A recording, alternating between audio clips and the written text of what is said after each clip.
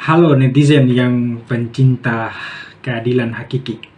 Akhir-akhir ini orang-orang yang seharusnya menjadi garda terdepan untuk memperjuangkan keadilan justru menjadi pelopor ketidakadilan itu sendiri. Sebut saja dalam beberapa kasus yang viral akhir-akhir ini, misalnya dugaan gratifikasi yang melibatkan Ketua KPK Firly Bahuri, dan tak kalah hebohnya juga yang berkaitan dengan Ketua Mahkamah Konstitusi Anwar Usman yang diduga dia dengan teman-temannya Hakim Mahkamah Konstitusi melakukan pelanggaran kode etik yang kemudian dilaporkan oleh beberapa ahli hukum tata negara.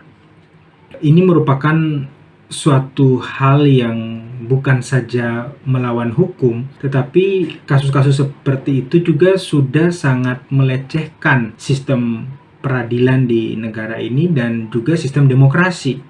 Nah, sehingga kita sebagai netizen harus berani untuk speak up menentang berbagai macam ketidakadilan tersebut.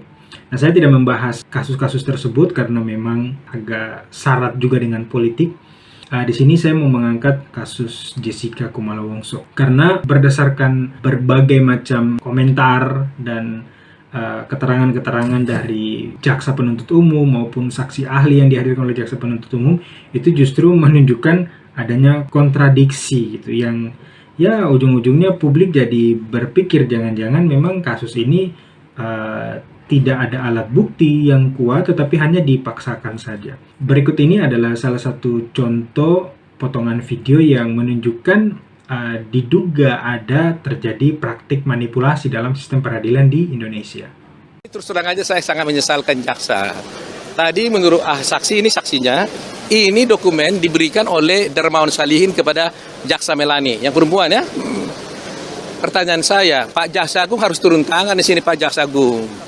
Bagaimana bisa seorang Darmawan Salihin berkomunikasi dengan jaksa di sidang pengadilan yang sedang berlangsung? Ada apa ini? Ya kan? Dan lucunya dia tidak verifikasi bukti ini apakah ini sampah atau tidak. Dia serahkan ke pengadilan. Kalau isinya ini nggak benar bagaimana? Ini kan fitnah. Bagaimana profesionalitas seorang jaksa seperti ini? Ya kan? Dan saya udah tanya, coba nih cara mereka mainnya. Gambarnya ini kan, nggak ada Michael Son. Ini kan nggak ada Michael kan? Tiba-tiba dia kasih nih kotak. Dari mana ini gambarnya Michael? Ditambah-tambahin gini. Enggak, bukan satu, enggak utuh ini. Ini manipulasinya kan begitu. Ini beritanya ini orang lain. Oke? Enggak ada Michaelson. Kemudian fotonya Michael Digunting dari mana? Fotonya Mels ini. Fotonya Michael. Michael ini kan orang terkenal di Australia. Fotonya bisa diambil di mana-mana. Jadi digunting, dimasukkan di sini, tempel-tempel gini. Seakan-akan ini adalah mengenai Michael ini. Ini kan luar biasa ini. Coba ini lihat nih. Jahat kan ini? Kalau begitu, ini beritanya mengenai orang lain ini orang. Ya kan? Ini gambarnya Michael ditempel dari mana ini? Coba.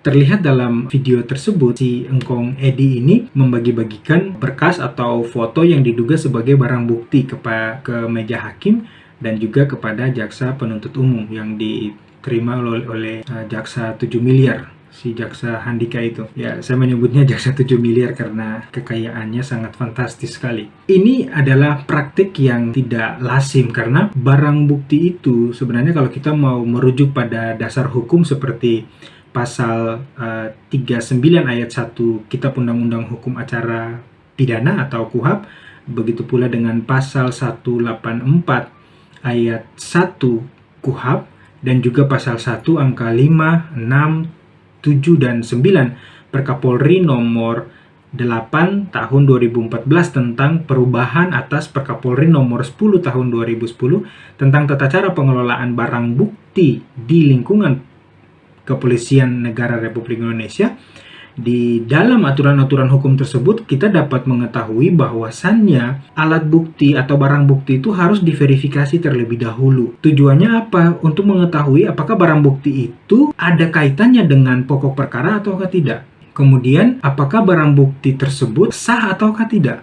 Bahkan cara memperoleh barang bukti tersebut dengan cara-cara yang sah atau secara melawan hukum. Nah, tetapi dalam video tersebut seolah-olah diterima begitu saja gitu.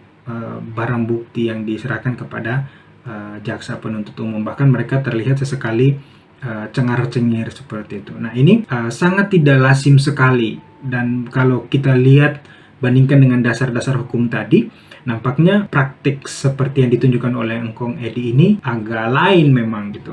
Kemudian umumnya dalam beracara di pengadilan yang boleh memberikan barang bukti ke meja hakim itu hanyalah pengacara, jaksa penuntut umum, ataukah pihak yang sedang dilakukan pemeriksaan. Nah, si Engkong Edi ini posisi dan kapasitasnya sebagai apa pada saat itu? Sehingga kok berani-beraninya dia memberikan berkas tersebut ke meja hakim.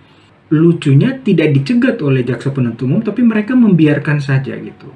Nah, ini kan seolah-olah Engkong Edi mau memposisikan ruang sidang seperti perusahaan milik pribadinya gitu, yang bebas melakukan apa saja.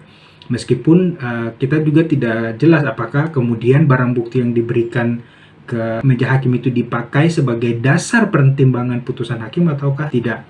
Tetapi paling tidak dari potongan video tadi dapat diketahui bahwasannya ada terjadi suatu tindakan yang tidak lazim yang cenderung bertentangan dengan aturan hukum. Nah, oleh sebab itu, saya dan netizen berharap kasus ini bisa dibuka kembali dengan mekanisme peninjauan kembali. Save Jessica, Save Marwah Sistem Peradilan Indonesia.